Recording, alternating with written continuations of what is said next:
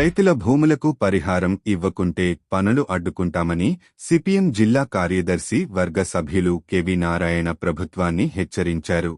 ఈరోజు కర్నూలు గుంటూరు జాతీయ రహదారి కోసం భూములు ఇస్తున్న రైతులతో కలిసి కర్నూలు రూరల్ తహసీల్దార్కి వినతిపత్రం అందజేశారు. ఆ సందర్భంగా ఆయన మాట్లాడుతూ కర్నూలు గుంటూరు జాతీయ రహదారి కోసం రెవెన్యూ అధికారులు భూములు సేకరించారని తెలియజేశారు. వారి మ్యాపు ప్రకారం రోడ్డు వేయకుండా రోడ్డు మార్చడమే కాకుండా భూములు తీసుకున్న రైతులకు పరిహారం ఇవ్వడంపై ఆందోళన వ్యక్తం చేశారు. జిల్లా కలెక్టర్ జోక్యం చేసుకుని భూములు ఇచ్చిన రైతులకు పరిహారం ఇప్పించాలని అన్నారు. సమాచారం ఇవ్వకుండా పనులు ప్రారంభించి రైతులను ఇబ్బందులు పెట్టిన అధికారులు కాంట్రాక్టర్లపై తక్షణమే క్రిమినల్ కేసు నమోదు చేయాలని డిమాండ్ చేశారు. ఈ కార్యక్రమంలో సిపిఎం మండల కార్యదర్శి పిబి హుస్సేనయ్య, మండల నాయకులు రాఘవేంద్ర, మృత్యుంజయుడు, నాయకులు ఆంజనేయులు, బాధిత రైతులు మధు, పెద్దమద్దిలేటి, తిక్కన్న, బాల వెంకటేశ్వర్లు, రాముడు, పరశురాముడు తదితరులు పాల్గొన్నారు.